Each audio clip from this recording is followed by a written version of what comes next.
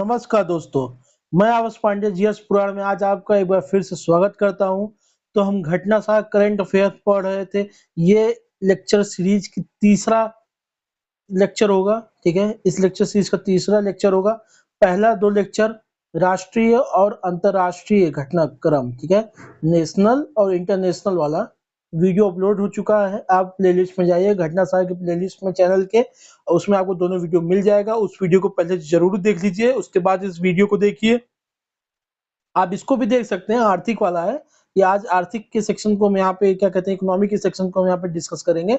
इस चैनल को सब्सक्राइब कर लीजिए, सबसे पहले अपने दोस्तों तक शेयर कीजिए, और इस चैनल को अभी बड़ा बनाने में अपना योगदान दीजिए, क्योंकि देखिए अभी नया चैनल स्टार्ट है तो आपका सहयोग बहुत चाहिए। प्लीज प्लीज आप इस चैनल को जरूर सब्सक्राइब कीजिए। ठीक है, तो चलिए आगे हम अपने लेक्चर को आगे कंटिन्यू करते हैं।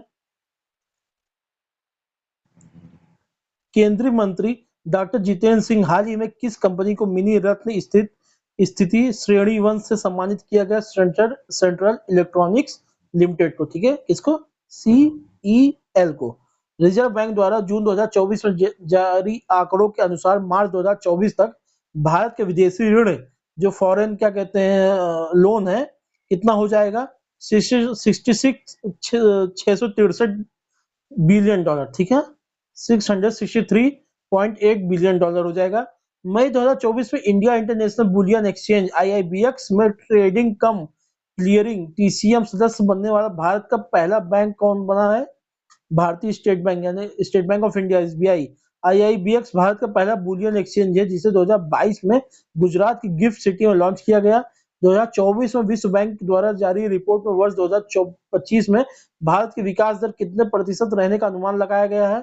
6.6%। आपसे जरूर पूछ सकता है, जून 2024 में वर्ल्ड बैंक ने अपने रिपोर्ट में 2025 के लिए भारत के विकास दर का अनुमान कितना लगाया है? 6.6%। ठीक है, बहुत इंपॉर्टेंट है। वित्तीय वर्ष फाइनेंशियल ईयर 2024-23-24 में भारत को सर्वाधिक FDI किस देश से प्राप्त हुआ है?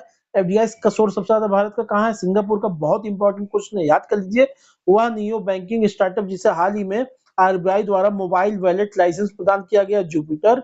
4 मार्च 2024 को कहां पर स्टेनलेस स्टील क्षेत्र में भारत के पहले हरित यानी ग्रीन हाइड्रोजन संयंत्र का उद्घाटन किया गया? हिसार, हरियाणा में।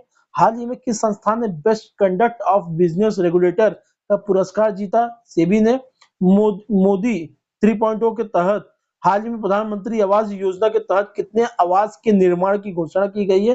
3 करोड़। ठीक है, 3 करोड़ आवास बनेंगे। प्रधानमंत्री आवास योजना के तहत 3 करोड़ नए मकान बनेंगे। ठीक है, वर्ष 2015 में शुरू की गई इस योजना के तहत विगत 10 वर्षों में 4.21 करोड़ मकानों का निर्माण किया गया था। ठीक है, कौन? प्रधानमंत्री आवास योजना के तहत।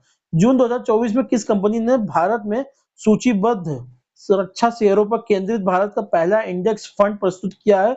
Motilal Oswal state management company limited ने। हाल ही में मर्सर द्वारा जारी रिपोर्ट के अनुसार प्रवासियों के लिए देश का सबसे महंगा शहर किसे घोषित किया गया है?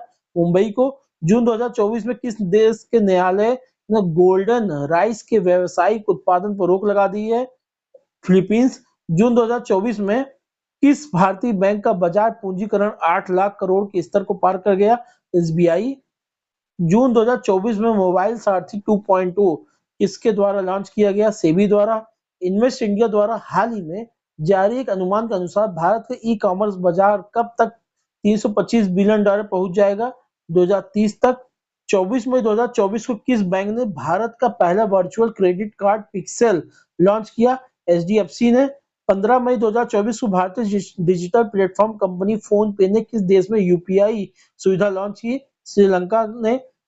अप्रैल 2024 में विश्व समूह द्वारा विश्व बैंक आर्थिक सलाहकार पैनल के सदस्य के रूप में किस भारतीय को नियुक्त किया गया? राकेश मोहन को। 24 मई 2024 को भारतीय रिजर्व बैंक ने वित्तीय वर्ष 2023-24 के लिए भारत सरकार को लाभांश के रूप में कितने लाख करोड़ रुपए हस्तांतरण को मंजूरी प्रदान की है? 2.11 लाख करोड़। गेल इंडिया लिमिटेड ने मई 2024 में अपना पहला 10 मेगावाट क्षमता का ग्रीन हाइड्रोजन प्लांट कहां पर शुरू किया? विजयपुर, मध्य प्रदेश में। केंद्रीय विद्युत प्राधिकरण द्वारा मई में जारी आंकड़ों के अनुसार वित्तीय वर्ष 2024 में राज्य ट्रांसमिशन यूटिलिटीज द्वारा 1460 सर्किट किलोमीटर ट्रांसमिशन लाइन जोड़ने के मामले में कौन सा राज्य शीर्ष स्थान पर रहा है? उत्तर प्रदेश। मई 2024 में मई 2024 में आखिरी सप्ताह के किस अंतर्राष्ट्रीय रेटिंग एजेंसी ने अर्थव्यवस्था व भारत के दृष्टिकोण को स्थिर से सकारात्मक संशोधित किया है? S and P Global Ratings ने S and P Global Ratings ने ठीक है। संयुक्त राष्ट्र संघ यानी कि यूनाइटेड नेशन की प्रवासन एजेंसी द्वारा मई 2024 में जारी विश्व प्रवासन रिपोर्ट 2024 के अनुसार वर्ष 2022 में प्रेषित धन प्राप्ति के मामले में 111 अरब डॉलर धन राशि प्राप्त करने वाला शीर्ष देश कौन सा है? वो देश है अपना भारत। वित्तीय वर्ष 2023-24 में भारत का सबसे बड़ा व्यापारिक भागीदार देश कौन था? चाइना था। चेन्नई की startup company mind Grove technology ने हाल ही में किस नाम से भारत का पहला वाणिज्यिक उच्च प्रदर्शन चिप लॉन्च किया है? सिक्योर आईओटी ने। हाल ही में बजाज ऑटो ने किस नाम से दुनिया का पहला सीएनजी मोटर बाइक लॉन्च करने की घोषणा की है? Bajaj fighter freedom 125। फ्रीडम 125 इसको कहा जाता है। वह देश जहां से मई 2024 का आखिरी सप्ताह में आरबीआई द्वारा 100 टन से अधिक सोना भारत वापस लाया गया, कहां से? ब्रिटेन में। रिलायंस इंडस्ट्रीज ने हाल ही में कहां पर देश के पहले मल्टी मॉडल लॉजिस्टिक पार्क का निर्माण शुरू किया है? चेन्नई में। अप्रैल 2023 से जनवरी 2024 के बीच कौन सा राज्य देश का सबसे बड़ा यानी कि 30% योगदान देता है? इलेक्ट्रॉनिक सामान निर्यातक राज्य के रूप में सबसे बड़ा राज्य कौन सा उभरा है? तमिलनाडु।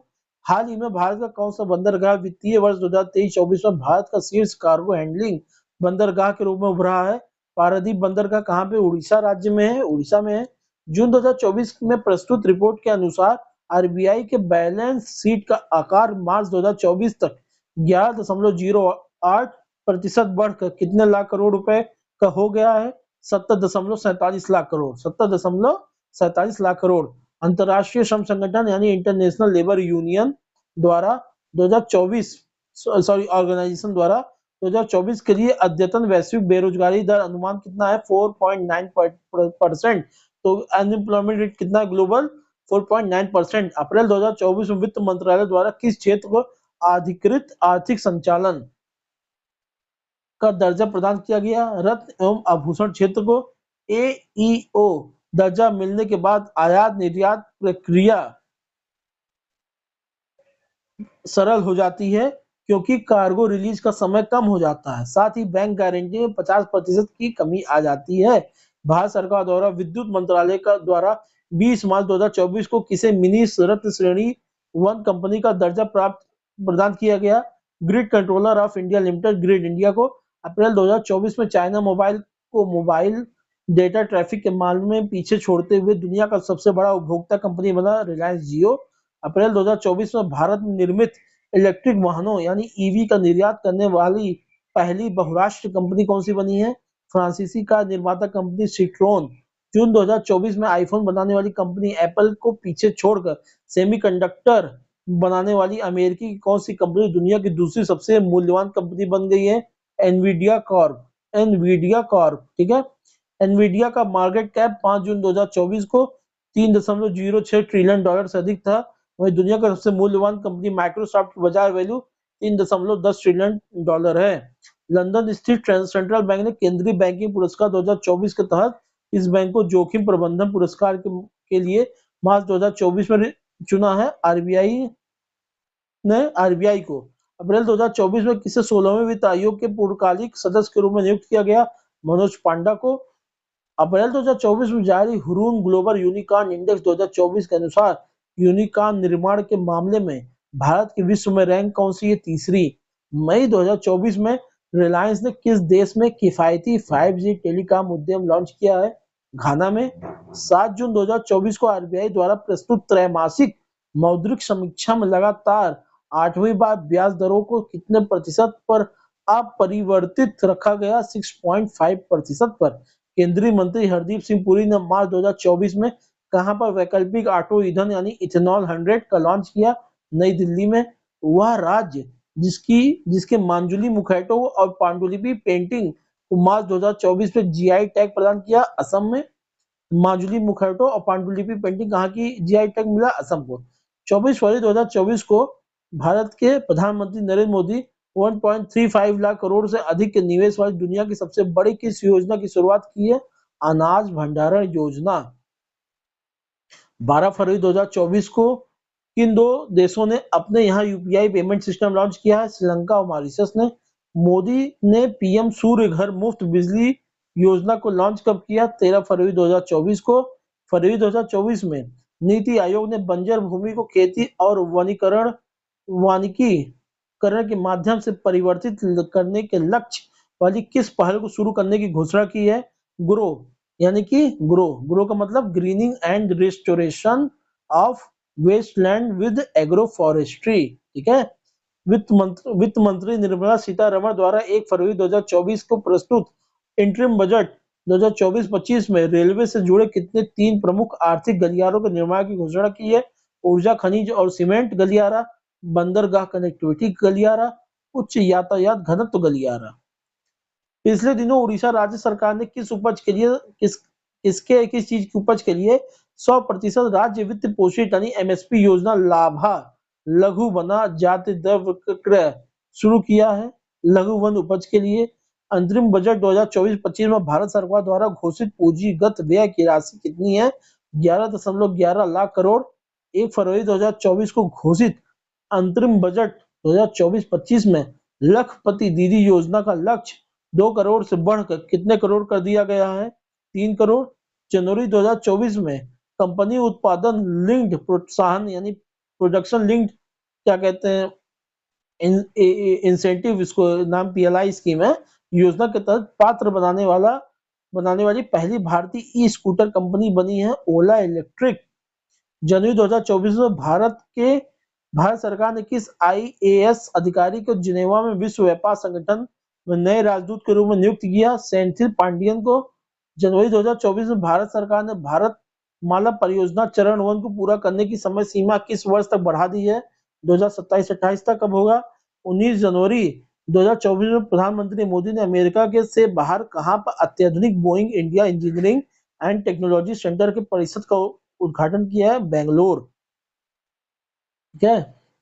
बेंगलोर वह देश जिसने जनवरी 2024 में सूक्ष्म लघु और मध्यम आकार के उद्यम मानी एमएसएमईज के लिए दुनिया का पहला स्थिर मान्यता ढांचा accredited framework eco mark global का पेश किया यूएई ने। ठीक है।